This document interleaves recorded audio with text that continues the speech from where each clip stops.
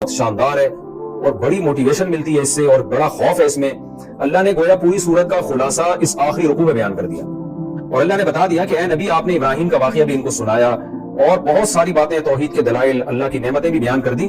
تو اب اے مخاطب تو یہ نہ سمجھ کے اللہ یہ ساری نصیحتیں معاذ اللہ ہوائی کر رہا ہے, نتیجہ کچھ بھی نہیں نکلے گا. ان کو سن کے بھی لوگ ایمان نہ لائیں اور ظالم اپنے ظلم میں لگا رہے تو یہ ہرگز مت سمجھو کہ اللہ ان ظالموں سے غافل ہے, کیونکہ مہلت تو مل رہی ہے, نظر آ رہا ہے کہ فوراً ہلاک نہیں ہو رہے.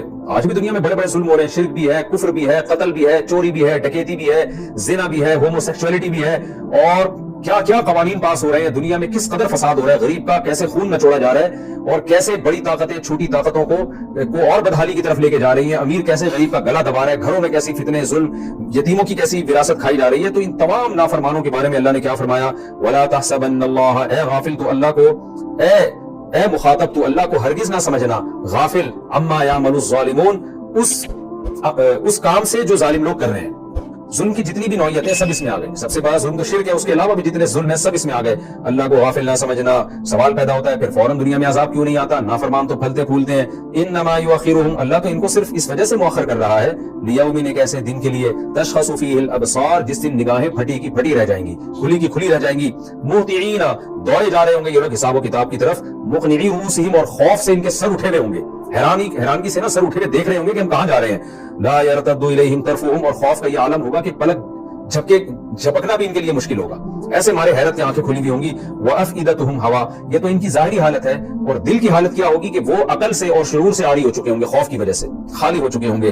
اور اے نبی وَأَنذِرِ النَّاسَ, آپ ڈرائیں لوگوں کو, یوم یاتیہم العذاب, اس دن سے جس دن عذاب آئے گا. فَيَقُولُ الَّذِينَ ظَلَمُوا, تو ظالم کیا کہے گا, رَبَّنَا, اے ہمارے رب, أَخِّرْنَا إِلَىٰ أَجَلٍ قَرِيبٍ, ہمیں تھوڑے دنوں کی تو مہلت دے دے.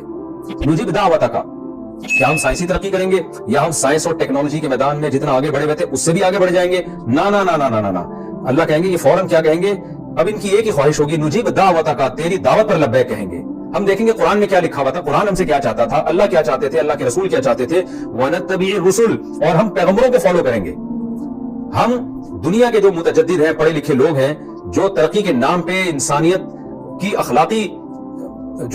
کو اخلاقی لحاظ سے تباہ و برباد کرنے میں لگے ہوئے ہیں, ہم ان کے پیچھے نہیں بلکہ ہم پیغمبروں کو فالو کریں گے. تو اللہ جواب میں کیا کہیں گے, اولم تکونوا اقسمتم من قبل, آج تو بڑی تم باتیں کر رہے ہو, اللہ مہلت دے دے, پیغمبروں کے پیچھے چلیں گے ہم, کیا تم اس سے پہلے قسمیں نہیں اٹھایا کرتے تھے. ما لکم من زوال, تم تو ترقی یافتہ لوگ ہو, تمہیں تو زوال ہو ہی نہیں سکتا.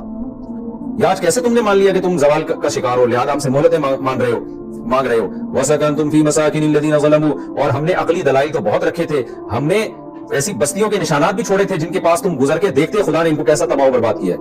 وَسَكَنْتُمْ فِي مَسَاكِنِ الَّذِينَ ظَلَمُوا أَنفُسَهُمْ, اور تم ان بستیوں میں بھی رہے ہو, ان لوگوں کی بستیوں میں گزرے ہو, وہاں ٹھہرے ہو, قیام کیا تم نے, جنہوں نے اپنی جانوں پر ظلم کیا تھا. وَتَبَيَّنَ لَكُمْ كَيْفَ فَعَلْنَا بِهِمْ, اور تمہارے سامنے واضح ہو گیا تھا ہم نے ان کے ساتھ کیسا سلوک کیا ہے. وَضَرَبْنَا لَكُمُ الْأَمْثَالَ, اور ہم نے قرآن میں تمہارے لیے ان کی مثالیں بھی بیان کی تھی. قوم نوح کے واقعے بیان کیے, قوم سمود کے واقعے بیان کیے, قوم عاد کے واقعے بیان کیے, قوم لوط کے واقعہ بیان کیا. اتنی ساری ہم نے واقعات کی مثالیں تمہارے سامنے بیان کی تھی, اس کے بعد بھی تمہیں عقل نہیں آئی, لیکن پھر بھی اسلام کے خلاف تدبیروں میں لگے رہے. تو قرآن پیغمبر کو اور جس ہر زمانے میں جو بھی دین کی دعوت کا کام کر رہے ہیں ان سب کو تسلی دیتا ہے. وَقَدْ مَكَرُوا مَكْرَهُمْ, تحقیق انہوں نے اپنا مکر کر لیا ہے.